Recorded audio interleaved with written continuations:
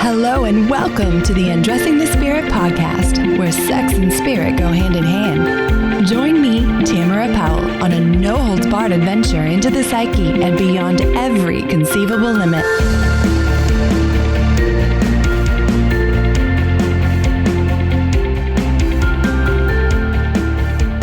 Welcome back to Undressing the Spirit. How the hell are ya? I hope your week is kicking off to a great start, and thank you. No, seriously, thank you for spending some time with me today. It is an honor to hold sacred space for you. Speaking of sacred space, that's kind of what today's episode is all about. My guest, Clay Cockrell, and I are both passionate about being sacred space holders, not only for our traditional counseling clients, but also for other coaches, creatives, entrepreneurs, healers, and even millionaires in the industry. Both Clay and I believe that it is vital to have someone to hold sacred space with you, for you to be able to explore and process. And we know firsthand how difficult it can be to find someone like that for you when you're so busy being that for everyone else around you. So here's my encouragement for you today. It may be that Clay or I are a good fit for you, or it could be that you find someone else, but truly look around and see if you can find a good fit for you. Clay and I would be honored. I know I speak for both of us. Feel free to head on over to ariatherapy.com, spelled A-R-Y-A, or walkandtalk.com. That's Clay's website, and see if our bios speak to you. With that said, let me tell you all about my man, Mr. Clay Cockrell. He's one of my most favorite human beings on the planet, and you'll know why very shortly. Clay is a psychotherapist that is based in New York City. He is the founder of Walk and Talk Therapy, where he meets with his clients in Central Park instead of in an office. How fucking cool is that? It almost makes me want to move back to New England. He is an online marriage counselor connecting with his clients via HIPAA-compliant platforms. That's important. He'll explain why in a minute. To have online couples counseling over the internet to improve and repair their relationships. Recently, he has launched the Online Counseling Directory, which if you're not a part of, you should be. I am. This is a listing of online therapists all over the world and has the goal of connecting clients in need with the trained and certified therapists that can meet their needs. It's also an educational platform, including podcasts that works to inform therapists on the ethical and legal requirements for doing telemental health. Besides that, like I said, this man has stories for days, and he is so warm and inviting. I could talk to him for hours. So without further ado, I give you Mr. Clay Cockrell. Hey, Clay, welcome to the show. Thank you so much for having me. I've been so excited for like the last week getting ready for this. Me too. Super giddy. So my listeners don't know this yet, but we actually met online and then I got to be a guest on your show first. Yes, early days. Does it feel like that long ago already? I guess it is. Oh. Yeah. It's been a while now. Why-me? It escapes me sometimes. So the way that we met and what we were talking about was you started this really cool online counseling directory, which for another clinician like me has been fantastic. Yeah, it was out of a need, really. I'm a therapist, do couples counseling online, which, so many people now are living apart, or maybe they fell in love and they live in different cities. Military families, the husband or the wife could be deployed. And so this was really the only way that they could get any kind of counseling. So then when I was working with one of them and realized they really needed a referral for individual therapy, there was no bucket of therapists out there that go research and find somebody for them. Like Psychology Today. Psychology Today has a great directory.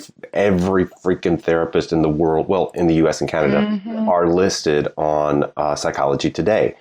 But there's no directory for therapists who are doing telemental health, online work. So I went and made one. So now we've got therapists all over the world who work online are listing their practices there, and people who are looking for an online therapist can find them. Woo woo. I've already sent so many people that way. They're like, hey, Tamara, do you know someone in New Mexico? I'm like, no, but you know who does? Let me send you to this directory and you can find your own. It's been fantastic. Oh, it has been so cool to get to know, because then I talk with the people who sign up, because, they're paying me money once a month. I want to know them, and to get to know different therapists around the world, their approaches, their journeys. And, I've had some of them on my podcast, and it's just really cool to get to know the people in my field. Yes, that's right. Oh my God, I'm not that old. It's starting to come back to me now, Clay. Thank you. So that I remember now. I was stunned when you actually sent a personal email back when I signed up. And I was like, what? It's a live person? Yeah, it's a live guy sitting in his office in New York, just kind of going on Google and finding people and say, hey, I like what you're doing. This is what I'm doing. And most of the people just think that I'm some corporation or robot or something. I'm like, no, I'm really doing. Hi, I'm Clay. I'm really doing this.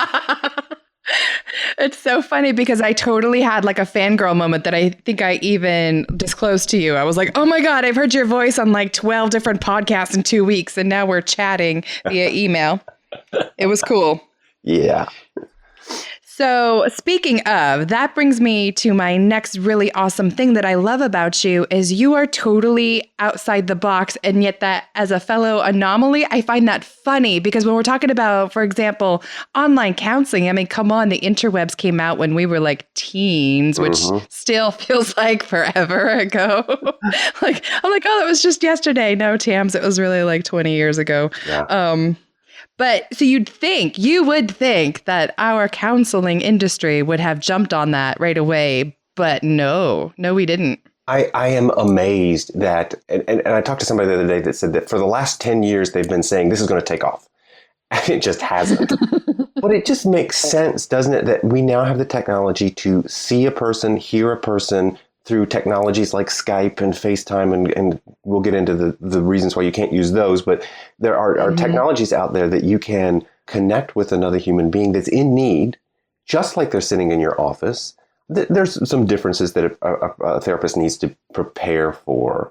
Sure. But, I've got expats living abroad in Dubai and France, and they don't have an English-speaking therapist nearby, or they don't have the time. I'm in Manhattan. I've got 2 or 3 guys that I work with that are downtown, and it would take them so long to get on the subway and come to my office in Midtown that we do online counseling, just like they're in Jamaica or something.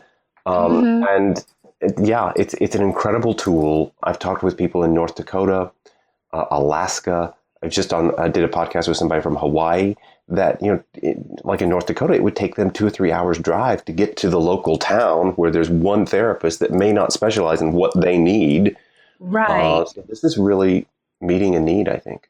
Oh my gosh, yes. And my experience mirrors yours because I'm in the Panhandle and in Pensacola, right across the bridge to get to Pensacola Beach and the Gulf Breeze area in the summertime, forget it. That 3-mile bridge is backed up for 2 hours. Wow. So I can have clients 5 miles away and it would take them, just like if you were in New York, over an hour to get here. So I've got clients right here next door that I see online. And then I've had some South Africa, Ireland. It's been Tokyo. So fun.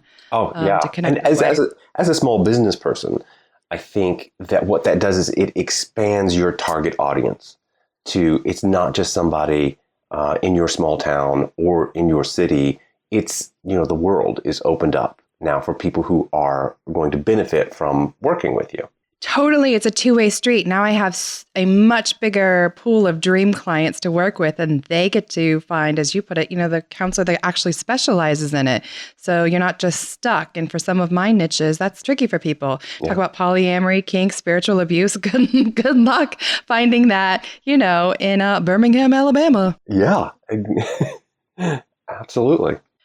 So when you first moved into this market, because we just said that it's still supposedly kind of like an anomaly, which I'm hoping we're changing one clinician at a time.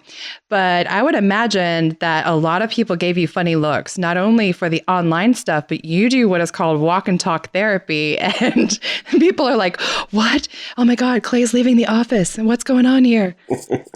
Yeah, I've always done it a little weird. I was an odd child. Yeah, so I guess when I grew up in Kentucky, and my wife and I moved to New York in 1997. Holy crap, what a jump. Yeah, yeah. And and so I needed to make money, and I had a little private practice. And I had this guy in Wall Street that was having a hard time coming up to my office. And so my wife said, well, why don't you just go to him? And I did that typical mansplaining husband. I'm going to tell you why that's a thing. Oh, honey, silly wife. And I couldn't explain it. Every little argument that came up, I was like, well, it's not real. I guess you could. And that kind of triggered something for me going, all right, let's think this through. And I actually offered it to him. I said, look, there's a Battery Park right next to you. We can meet there. It's a nice day. You won't have to commute, and we'll have the session there. And he loved it. I loved it. I've been working this guy for like 6 months, and he was stuck. And in the next few weeks, he started making movement, started making changes in his life, started thinking differently, and just a lot of positivity and a reduction in his symptoms of depression and anxiety. So I'm like, okay, maybe I'm onto something. So I threw up a website, got the domain name walkandtalk.com, tried to figure out if anybody else was doing this, and there wasn't. And so I started offering it to other clients. It kind of took off. And then one day I get this email from somebody at the Wall Street Journal. And she said, hey, I just came across your site. Would you like to, can I interview you? And so all of a sudden, little Clay is in this huge spread about walk and talk therapy in the freaking Wall Street Journal. Oh my God. And then some producer at Good Morning America read it. And now all of a sudden I'm walking through the park with Juju Chang on Good Morning America talking about walk and talk therapy. And boom, I've got a private practice. Holy cow. What a story. Yeah. And did you have any idea that it was going to be received both so positively and so skeptically? No, absolutely not. In fact, it's New York. You can't swing a dead cat without hitting 3 therapists. Everybody's got their dog walker, their trainer, their whatever, and their shrink. And so I needed something to stand out. So it kind of was not gimmick, but it was a way to stand out. But the more I did it, the more I actually believed in it. And that this was a viable way for people to get in touch with their emotions. And I think it's a metaphor for moving forward with your life. You're walking and you're doing something. And I talked to somebody once and said there are shower people and bath people. And I never understood the bath people, because you're just sitting in your own filth. How is that getting clean? Oh, you got to do it the Asian way, Clay. You got to rinse off first. I guess. And So, but the idea that you're kind of sitting on the couch or the chair in the therapist, and you're sitting in your own muck. There was something about movement and walking that people just started making changes. And so, I started offering it to more and more people. And, I think better on my feet. And I think a lot of people do. And I didn't expect it to take off, but it really has. And it's been wonderful. I love it. You anomaly, you. Well, the good news is that there is definitely a lot of research on this now. Thank God. I mean, not as much as I would love, but there's great neuroscience on movement and how it unlocks things in the brain and how it absolutely, in my opinion, helps people process. Absolutely. I saw something the other day that exercise was, on a par with Prozac for reduction of depression and anxiety. And that just makes sense. It totally does. I'm not, people show up. It's a couple of times a new client will show up with running shoes on, and I'm going, no, this is not exercise. I'm not running with you. It'd be hard to talk. Yeah. So we're just a casual stroll, but even that is something. No, it is. There's something about that bilateral stimulation and talking. I think it's very cousin to like EMDR. Absolutely. And think about it. I mean, the ability to create rapport with a client is that I'm matching their pace, their speed. It's amazing to kind of get that rhythm going. There's also men who sometimes have a hard time with eye contact. They love this because it's not eye contact. We glance side to side, but you're really kind of looking forward. I had not thought about that, even though I do walk and talk therapy here and there. That's very clever and true. Yeah. What are because I know mine, but I'm dying to hear from you. What are some of the like fears you hear from other people about you stepping outside your office with confidential clients? Yeah, it's the big one was confidentiality. What if somebody saw me? And I always say, I don't wear a hat that says walk and talk therapy, stand back therapy in progress. Um, it's just two people walking through the park. Now, there are some things to think about. One is that I'm in the middle of Manhattan. I'm smack dab Central Park. There are thousands, hundreds of thousands of people around me. Nobody's paying attention. That's kind of a New York thing. Nobody's paying attention. Celebrities are all around you. We don't bother you. So that nobody, and I'm always cognizant if there's someone near us like that could overhear.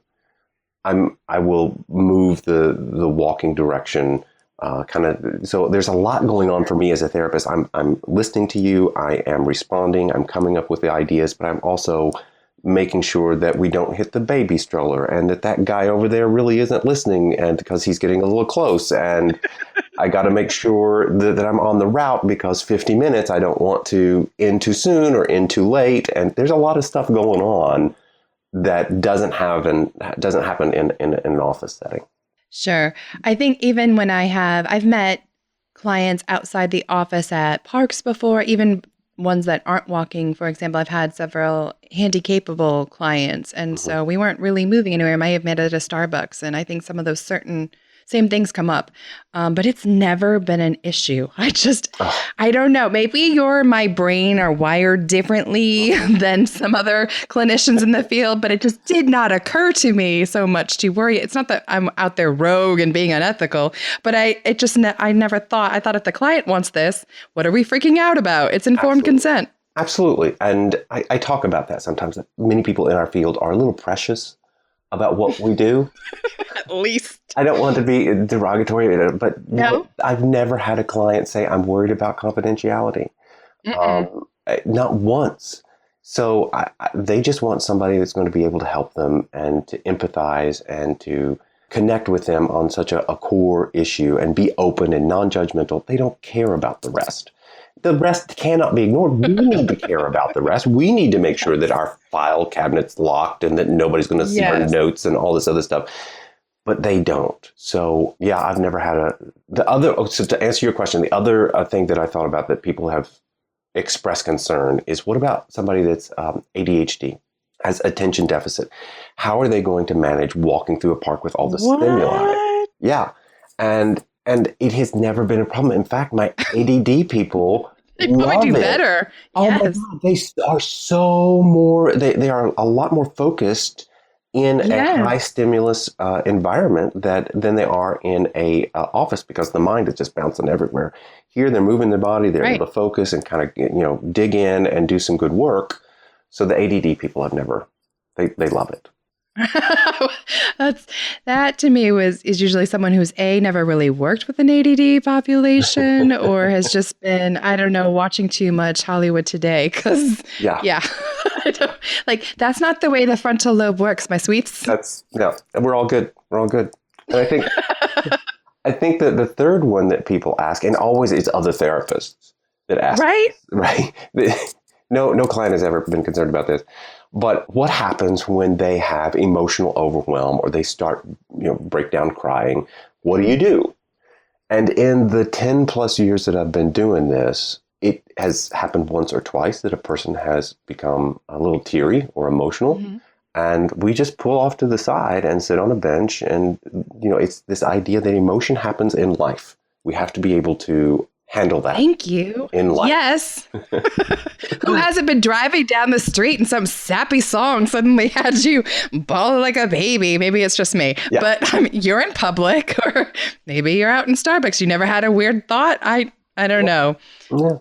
So those I think we over sanitize things. Absolutely. And I do have the advantage of being in New York. I think that this model is good for anywhere, really. I wonder about some small parks I'm from Kentucky, and I know that there's this great park in Louisville, but you go there in the middle of the day and you'll be the only person there. So if I was to meet a client that I wasn't familiar with in this, abandoned park in the middle of the day, nobody's going to hear me scream. Right. Yeah, you have to be smart and be cautious. We didn't check our brain at the therapy door, we promise. Yeah. That's So, yeah. So I want to know, how did you have an interesting story. How did you even end up being this cool anomaly in New York doing therapy online and out in the parks? Oh, Were you like 5 and said, that's what I'm going to do when I grow up? kinda. Really? Well, no, not to the detail, but I always loved stories. And I had a grandmother and her sisters who would sit around and tell stories. And they were fascinating and funny and inspiring. And I couldn't wait to go and be with them to hear their stories. And then you begin to think these stories define who they are. And I just developed the ability to be a really good listener, which is a big requirement in being a therapist. Now, that's not where it stops. You need to have now an education, but to have this curiosity and humanity and to empathize and understand how stories define us and that we can change those stories. So, yeah, I guess it started there, just really being a good listener. But I always felt like I was a fish out of water in Kentucky.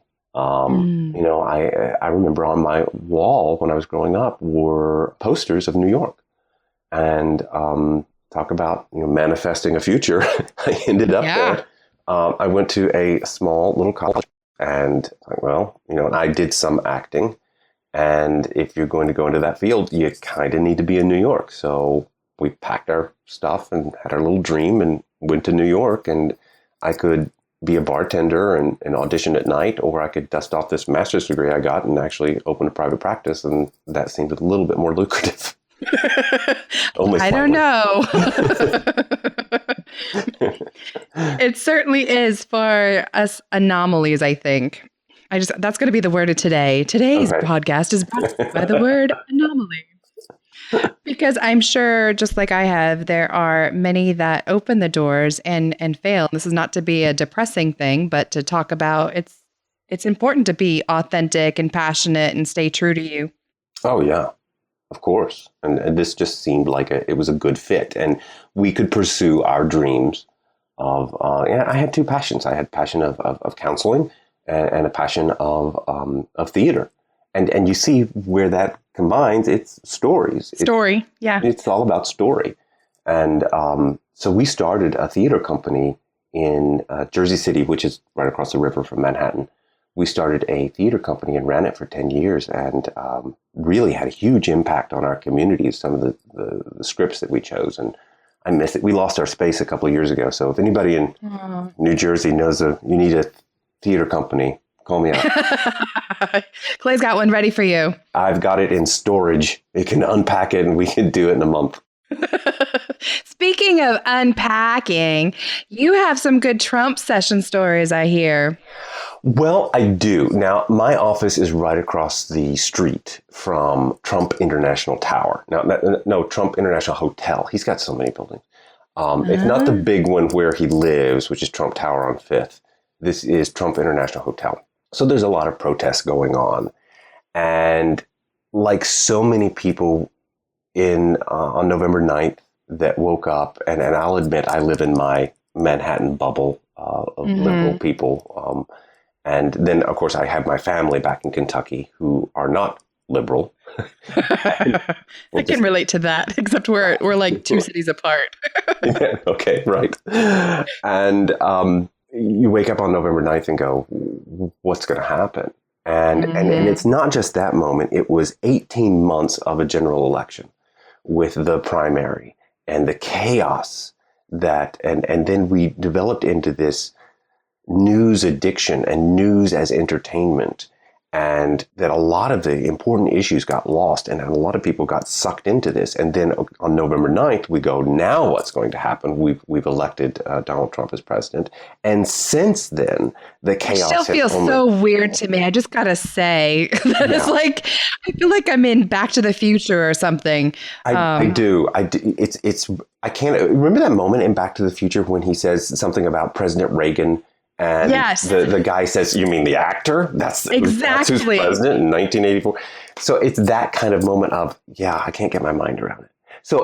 So many people came rushing in, my clients, in panic and anxiety and fear. And then I start reading on the mental health crisis, and they started naming it Trump anxiety, that a lot of mental health professionals are having to deal with clients that are scared, and on both political spectrums.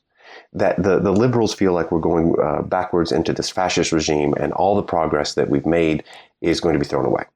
And the the Republicans are feeling disrespected, and that they're voiceless, and now we've won, we should be making progress, and you all are just being snowflakes and complaining, and you need to get on board. And there's a lot of anger on both sides, and a lot of fear on both sides. So this is what I came up with. And we're launching this next week at the online counseling directory. So I've asked my members to volunteer 2 free sessions to anyone who wants to talk about this global political anxiety. And this is a global thing. There are people all over the world that are afraid of Trump. And it started even before Trump with the Brexit, that we are going in a direction as a planet that is concerning a lot of people. So the members are signing up to volunteer to have these 2 free sessions. And the idea is it's really coping mechanisms, teaching some basic anxiety reduction things. It's more educational than therapy. So we are announcing this Trump anxiety sessions, and you can, as a therapist, volunteer to give, and you can take as many clients as you want. You just want to do one, okay, you'll have 2 free sessions if it's one person. If you want to do 10, you can do 10. But the idea is to bring more people to the site and begin to help people reduce some of the fear that's just bubbling everywhere. Too cool. I love that. I was listening to my other huge fangirl crush of Rob Bell, the Robcast. Oh, yes. And he did a series on this, on that thing in the air. It was the Trump issue. Yeah. And he was bringing up a really good point that, basically when this happens, yes, it's scary, but it also allows for, look at all the amazing incredibleness that happens in response to it. And so when, the light workers end up basically kind of falling asleep, this is my Tam's paraphrase, shit like this wakes us back up. Yeah. Yeah, I feel awake. I don't necessarily want to be awake all the time, but I definitely am going, I am awake. But it's nonstop. It's become there was an SNL sketch a couple of weeks ago where the judges were on there. Did you see this? Where the 3 judges, Trump was suing somebody, Alec Baldwin. And one of the judges says, I just want to wake up and not be scared to death with what new thing has come down the road. And I'm going, I just want that. It's every day, every hour. Some new thing is scaring the hell out of me. Right. And like you said, it's been intense on both sides. So what's interesting is that I've had conservative clients come in upset, feeling like they don't belong, even though, they're persons in office, but they're like, I don't know even how to talk about this anymore. And then I've got certainly the rest of my clientele, the vast majority of them that are like, Tamara, oh my God, like, I worked so hard on not being afraid as a trans woman. And now I'm petrified. What do I do with this? Absolutely. And it's frustrating. I kind of feel like the moment in The Incredibles, when Mr. Incredible's like, I just cleaned up this place. Can it not stay clean for 5 minutes? Like, not to devalue what we all went through, but it was like, you've made all this progress with the client, working on identity and authenticity, and it's going to be okay to go out there and, just do your thing. And then overnight, it suddenly wasn't. Oh my God. Yeah. And that was that theory of, because all the polls were saying, Hillary's going to win. It really wasn't. And we were kind of relaxed into it. Yeah, I thought she would. And talking about how in session for weeks leading up to that, the justice prevails, and that it reminds me, I was doing adolescent substance abuse during the O.J. Simpson trial, and it was inpatient. So I got these kids that were, I love my little druggy kids. Yes. And we would talk about consequences to choices. And they came out one day that the jury was back. We have a verdict. And I said, that's it. Everybody into the TV room. We're going to watch this. And it kind of talking about how no matter who you are, there is justice. And of course, no. oh yeah. So brilliant therapy moment. Intervention gone wrong. Yeah.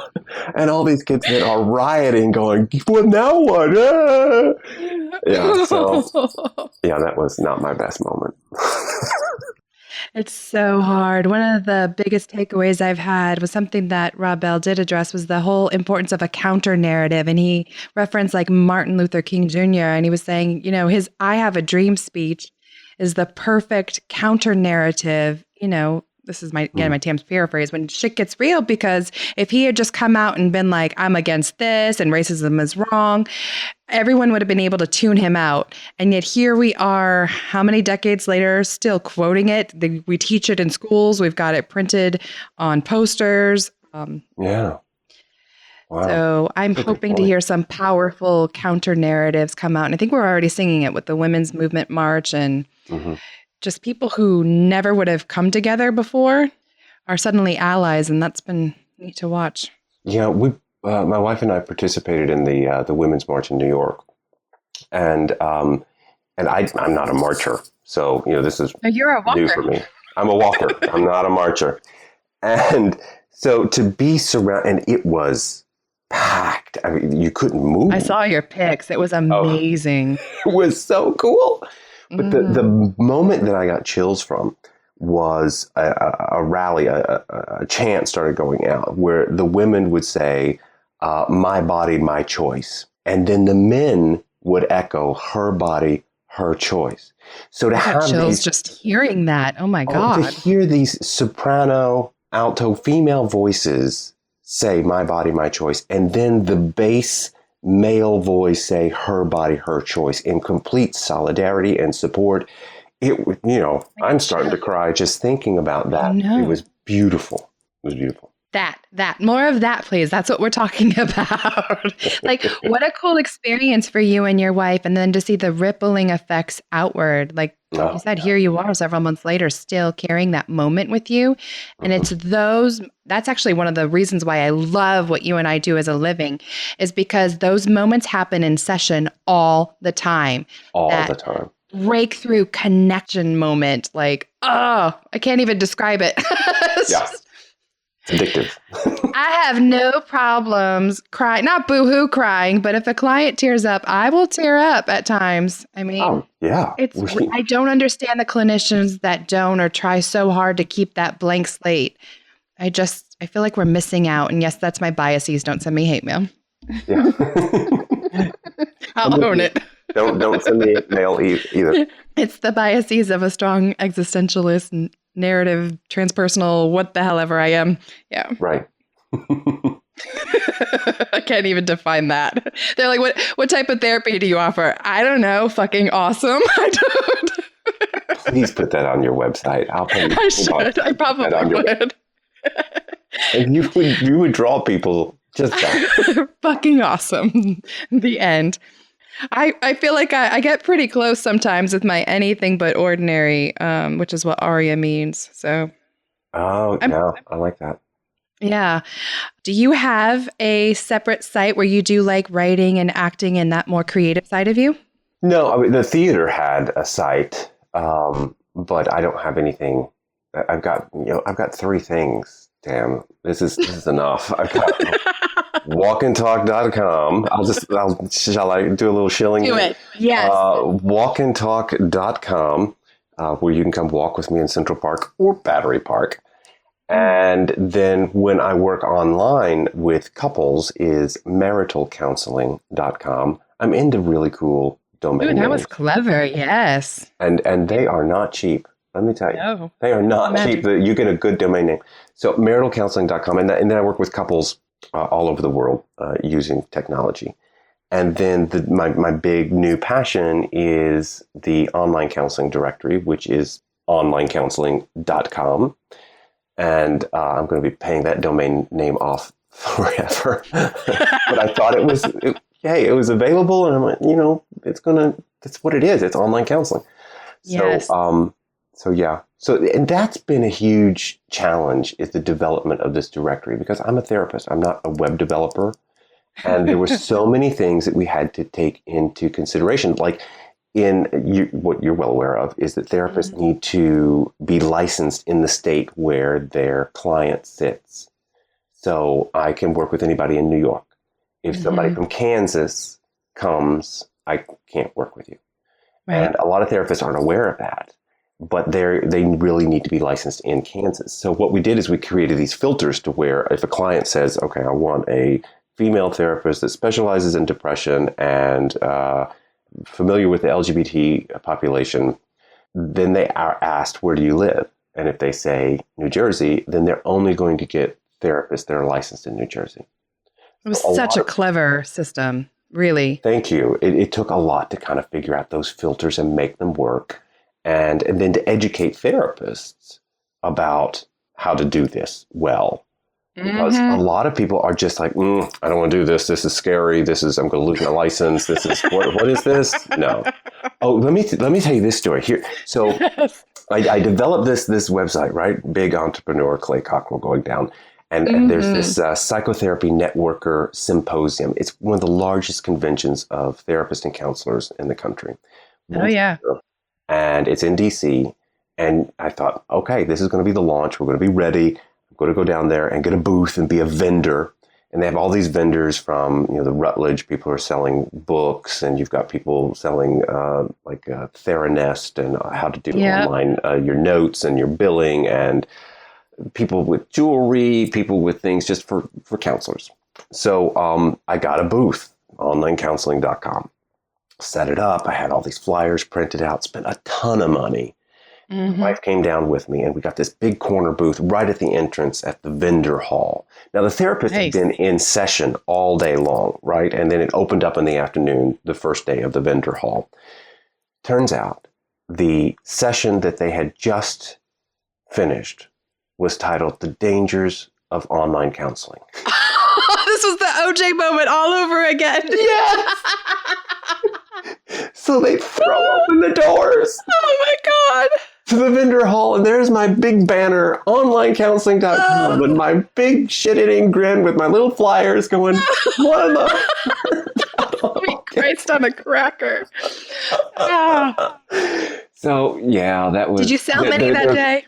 No. The looks of horror as they came, a lot of them are the typical social worker, counselor, psychologist, they kind of stuck in the office, way up in the agency, streamlined. Right. Yep. And my wife, who is this incredibly fashionable actress, director, and she's looking wonderful. And after a couple of days of being there, she said, "Where do these people buy these clothes?" Right? These people. I've been saying that forever. Every time I go to an APA or a SEPA conference, oh my God, it's like we all subscribe to Shapeless and Drab R Us or something. I know. So, but there were some hip people that actually sat and asked some intelligent questions, and we did eventually begin signing people up, and now it's beginning to take off, and we've got a new year-long membership that people can take advantage of. So instead of paying month to month, you can pay for a year in advance, and you get a huge discount. Cool. But our whole goal is to bring clients to your door, to your computer. Right? What is not to love, people? We want you to succeed. And yeah. And I'm going to throw my hat in the ring on that one. You are missing out. Like, this is the wave of the future and not like the Laserdisc future. This is... Google's not going anywhere. It's really not. It's really not. And I have clients who, example, like you said, like they may not even be living in the same city, or like one travels. Is so common down here, especially with today's economy, to have men working offshore or out of the area with other, I don't know, like contracting gigs. I work with like contracting nurses sometimes. And so every once in a while, I'll even have one person who wants to still show up in my office. That's fine. Typically the female, they like the ambiance. I can't lie. And then we don't Skype, y'all. We'll get into that in a hot second, but we will Zoom her husband who may be offshore in Louisiana. Right. Absolutely. I mean, the technology is there. Have you heard of Buck Black, the trucker therapist? Did I tell you about him? Yes, and your other therapist. I was just about to say that sounds like a porn name. Sorry if you're listening, Buck, but cool name. It is a cool name, though. But you got to tell the story. The Buck story is a good one. He was one of the first people that I had on the podcast, and I was kind of a fanboy, if you were, when I started looking into other people when I was starting to walk and talk and thinking of other people who do therapy in an unusual way. I found Buck Black, who is the trucker therapist. Even that. I know, right? Buck Black, the trucker therapist, and you can go to truckertherapy.com. Talk about a niche, right? I'm dying. It's so good. It's so good. He is amazing. And I followed him for years. And as soon as I started the podcast, I'm going, I got to have him on it. Because you think about truckers, they are away from their family. Right. It's an incredibly stressful job. You're on the road. You've got all these drivers, and you sometimes you're not sleeping. There's a lot of physical problems. And it's solitary. So he's, when you go for a niche market, he found one with these truckers, and they love him. So and so he amazing. Does online counseling with these truckers all over the country, and that's the only way they can get it to get into counseling. True, they're on the road all the time, and for us for us to be a little precious and go, no, it has to look like this, and you have to come into my office with my little plant, and right, and it's like I know you're in pain and you need my help, but I'm not going to help you unless you do it my way. That's just not fair. I love that you call it precious. I usually call it white coat syndrome, but that totally works too. That's like the Southern, bless her heart. Aren't you precious? Aren't you precious? Yeah. Yes. And somebody told me that there is one mental health professional in India for every 400,000 people. Holy shit. That might be a psychiatrist. It might be an RN. It might be a social worker. But India has two official languages, one being Hindi, one being English. They are technologically advanced. They are desperately in need of our help. There's a suicide epidemic over there. So that's just India. Now let's talk about China and Australia and the UK. There are people in need of our services. So I don't think it's ethical for us to say, no, you don't get it. You got to come to my Right. Not to mention, like you said, like the niching of it all too. And to force a client to have to start over and over and over again every time they pick up is just ridiculous. It takes so much guts to walk into a stranger's office and say, here's all my junk. And I'm afraid to admit it to anyone, but hey, you seem like a cool person. And then I have to start all over again. Ugh, that's not cool. Yeah, it's not cool. And then the therapists that I talk to that want to retire or want to travel, that's the whole point that I started doing online counseling is we wanted to travel. Yes. So I take my client, right now I'm in Miami. I've been here for a month because I hate New York winters. Just to go figure. Well, hey neighbor, that's why I moved here in the first place. Yes. Right? It's gorgeous down here. Welcome to the Sunshine State, Clay. I love this place. I was in the ocean this morning. It's February 20, it's actually March 2nd. I was in the ocean this morning. I can't believe that. So we wanted to travel. We went to Rome for 6 weeks. I lived in Rome for 6 weeks and I worked. I took my clients with me. They were on my little laptop. And we went to London for a month. We went to Aruba for a couple of weeks. I get to travel and still work because as a private practitioner, if I'm not in my office, if I don't do this, I'm not making money. So it really opens up, and a lot of therapists want to retire and go to Florida or Arizona or whatever, but still continue to work a little bit. This is a way that they can do that. Yeah, and it's something that you and I talked about before, I think on your podcast, about why the hell haven't we caught up yet with the coaching industry? Yes. Hello, it's not that telehealth or mental health has, a brand new idea here. Absolutely not. They are going to overtake us unless we get our ass in gear because people feel a little... I think they already have. Yeah, they feel a little easier going to talk to a life coach versus a shrink. A life coach is positive. A shrink is negative. It's disease-oriented. It's medical. Life coach is, hey, let's change the world. And I'm all for them. I love what they do. But I know that what we bring to the table is really valuable, but we're limiting ourselves. in how So I we know I'm go putting up. you on the spot, but have you thought about doing both the way that me and a bunch of other people already are? With coaching and therapy? Yes. Yeah. Oh yeah. Oh yeah. Yeah. I do that. It just I you're gonna give me another thing to go do to learn. Yeah. I actually think who better to be a coach than someone that's already got the degree? Yeah. Yeah, that's true. Like, That's true. yes, there are slight different set of skills ish, but I don't know on that. There's a guy, Patrick something, and I think he's in Texas, that he teaches therapists how to take these wonderful skills that we have Mhm. and tweak them and approach them with life coaching, which is just a different muscle. But it's, you have the empathy, you have the listening, you have the challenge, all that kind of stuff. So it's just coming from a different perspective. And he's got a training course that therapists can learn how to be coaches. That's too cool. I have actually partnered with a former PhD in the prison system and other. She was I don't think she actually got licensed, but was a psychologist for many years on a university and then in a prison. And she made the jump to coaching like so many of us are, except she's full time. And she and I have actually paired up and started our own life coaching to help Really? our own life coaching training program. So it's not Oh, necessarily for a therapist, but it's more geared towards those of us who love both the neuroscience and the woo. So we co-founded the Psych Intuitive Institute, and we are going through our first batch of future certified life coaches. Yeah, I'm excited.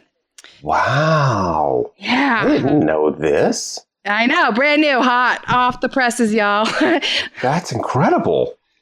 Yeah, it's like one of my big passions is to really be so the coaching clients that I take on are typically other coaches, creatives, and healers in the industry.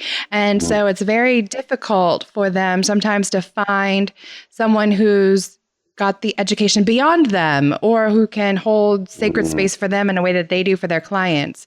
And so it's a really cool niche, I think, that Ashley and I have. Dr. Ashley Greer, if you're listening, hello, girl, to be Oh, able to not only teach coaches, people who want to be life coaches, how to do it while explaining not obviously, it's not a grad school program, but we do cover the basics of the brain and how the stages of change and all that good stuff. And then because we're both also like intuitive healers, we cover the spiritual woo side as well. I love this. I'm checking this out as soon as I get off this call. It's fun times. So I think we're Yeah. going to open up again in April. We're Oh, excited. good. All right. So, because I don't need to sleep, I can sign up for a new course and Right? have a new Well, I feel like business. I got like 6 hats, Clay. Come on, keep up. No, I'm so behind. No, my big thing is like trying to find balance these days, which I think is one of my last questions for you is when you are the anomaly and you do have this portfolio life, so to speak, how do you stay grounded and balanced? I don't know. That was wrong. I'm sorry. I got nothing on that. That was perfect. I got nothing. Uh, I can talk about what I try to do. Yes. I try to. What are you drawn towards, Clay, besides I'm floating in the ocean once a year? yeah. Let's see. I do exercise. I think that's incredible for stress relief. I write everything down. I get it out of my head. So I've got stickies all over my wall because if it's in my head, it's just bouncing around. So that helps. I try to put some boundaries around my time so that this is work Clay and this is not work Clay. So I'm going to turn off my phone. I'm going to turn off the computer, and I'm not going to respond to email. To try to, and I talk to my clients about getting in the driver's seat of your life because I too many times I get jerked here and jerked there, and I'm not in control. I'm not in the driver's seat. So, but as a entrepreneur, as a therapist, and I'm learning. I'm not good at it, quite frankly, and I do get pulled too many times and don't find that balance. But the thing that I take comfort in is that I'm trying. And I'm aware that I'm out of balance and I got to do something different. So I keep trying, and I Yeah. haven't hit on it yet, but I'm going to keep going. I'll find something. I so resonate with that. I actually just switched up my schedule again to change carpooling so that I could take my girls to school, bring them home from school, and then I actual in-person clients in between those hours. And then in between picking up the youngest and the oldest, I moved my workout to in between those times because otherwise it just was getting missed. And now it's a nice midday pick-me-up. Nice. Yeah. I heard the analogy the other day. I don't know if this is true. Doesn't matter. It's still a good metaphor that apparently when airplanes are flying and they're on autopilot, that we're actually off course like 90% of the time. Yes, I have but heard it's that. Constant correction, which is what really resonated from what you were just saying. Mm-hmm. It's just always trying to take your temperature and going, all right, how am I doing? And because if I don't, then a month will go by and I go, what the hell just happened? Yes. How the hell did I get here? So true. Try to get that temperature once a day. Oh. Clay, I could talk to you for hours. Thank you so much for coming on. This has been so much fun. It's so good. It's rare for me to get to be the interviewee, and you were so good at it. So thank you so much for having me. Thank you.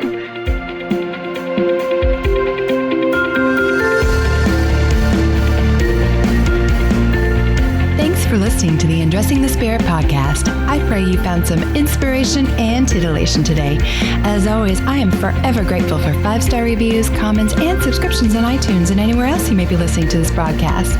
Please note the information provided is not meant to convey professional, psychological, or medical advice.